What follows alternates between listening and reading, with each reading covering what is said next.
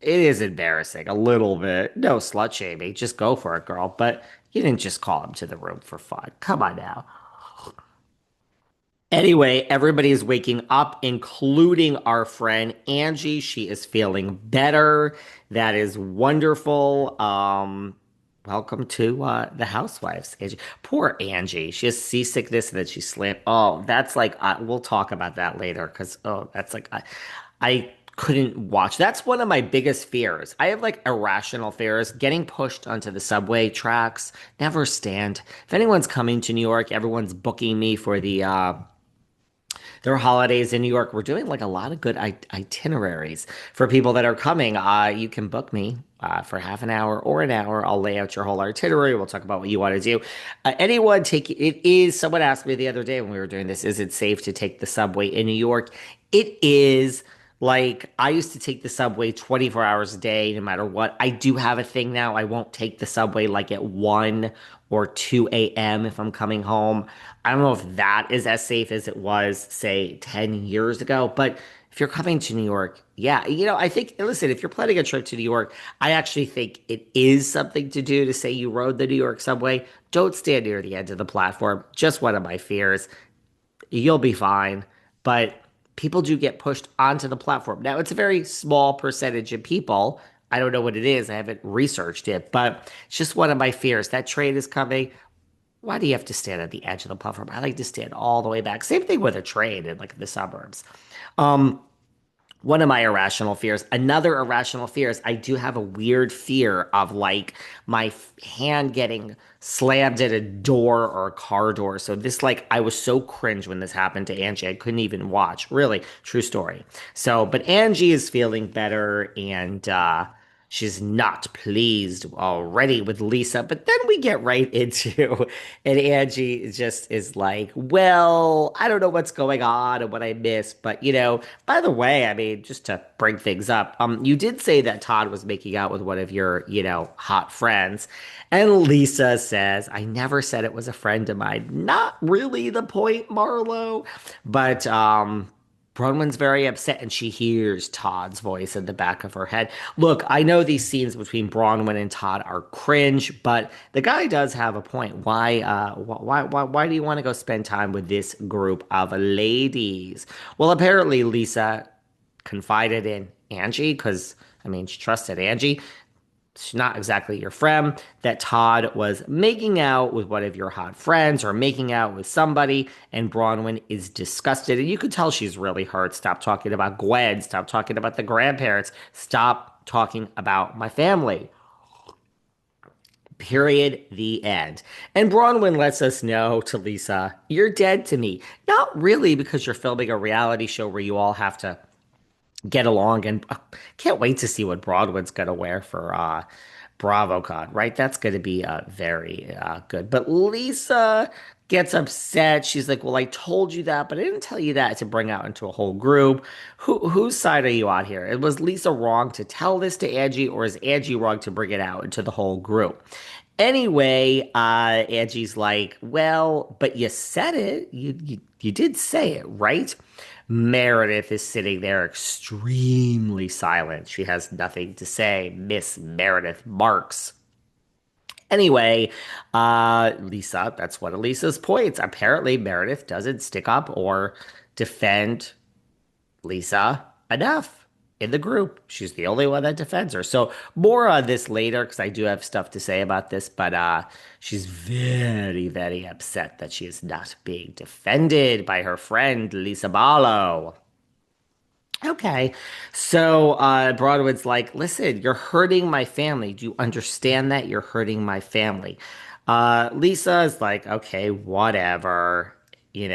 Mary is like, she's giving a side eye to this Meredith. And she's saying, Mary can't even believe herself. She calls upon the Lord to help her. I'm on Lisa Barlow's side. Can't believe I'm saying this. Meredith is a shit friend. So there you go. And now they take the excursion to the land, and Angie gets down and kisses the land, and Lisa calls her out on it. You got to stick up for me more. And Meredith is like, I will not stick up for you. I will stick up for you when I agree with you. When I do not agree with you, I will not stick up for you. That's pretty reasonable, right? Or should you always stick up for the person who's actually your friend in the group, no regardless of what they do? But Meredith lets Lisa know, I will not always stick up for you. Okay, well, there you go. More on that later, as well as we talk about next week. Thank you, Meredith. And you could see Meredith. I flash back to last week when was it Brittany, when Brittany is like, I said you have the seizures, which is not funny, and you should not joke about that. But you go from 0 to 100, and you could see in this scene with Meredith saying, if I do not agree with you, I will not stand up for you. And then Mary gets involved and says, you're a shit friend to Lisa. I'm supporting Lisa. And Meredith does go from 0 to 100 in a matter of seconds. The music, like there's so much that goes into making this a great show. The way that they have the certain music when Meredith is about to explode. Jersey does it really well too with Teresa when she's about to fucking have steam coming out of her head. But that show doesn't exist anymore. It's basically canceled. Um, so the music is so good. You could just see Meredith there, and Mary's like, "You're a shit friend."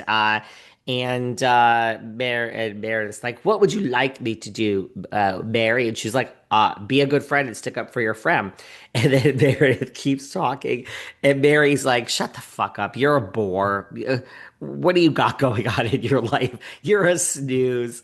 I mean, this is gold. This show is gold. And the great thing is, you could see when Mary's like, you're a fucking bore, you're a snooze. I flash back to last season, and I could see Meredith there. And I feel like, look, it's like a double, triple standard with all these ladies, right? Meredith in that moment, I could see her holding back, right? You're gonna go psycho on Brittany. You're gonna go psycho on Bronwyn. You're gonna go psycho on Whitney. You have your people, right? And I could just see sitting there, Meredith is like, let's see. I have a really big problem with Brittany. She's kind of my biggest problem. Whitney ain't such a great shakes either. She's a problem. I mean, Meredith and Whitney basically aren't even speaking. If anyone realizes, they're hardly interacting. But that's just great that we don't notice that. She's like, well, I mean, Angie ain't exactly a fan of mine. And you could see her want to go off on Mary and go from 0 to 100 the same way she does on Brittany, on Bronwyn, on Angie, on Whitney. But she's thinking to herself, like the lawyer that she is, I don't got many allies in this group. And like, I'm really I mean, Angie and I aren't good. Brittany is like my mass enemy. Whitney fucking hates me. Last season, she thinks back to last season and she's like, God, it was so hard with Mary that season when we were fighting. I don't have the energy for this again. I got bigger problems. That's how I read that scene. She like wanted to go, but apparently rather than engaging, she's going to disengage. And when Mary calls her a bore and a snooze, she just walks off. It is just so brilliant TV. I don't know how we ever had Salt Lake Housewives without Mary. I think she is one of the best housewives ever. I think this whole cast is great. Heather realizes she is loving Bronwyn for the first time. Now they're playing a game. Danny says, let's play Never Have I Ever. Like, that's going to go well. And Daisy, once again, Daisy is the highlight of this show for me. Captain Jason, too, but Daisy is so amused by this crowd. They're having a zombie dinner.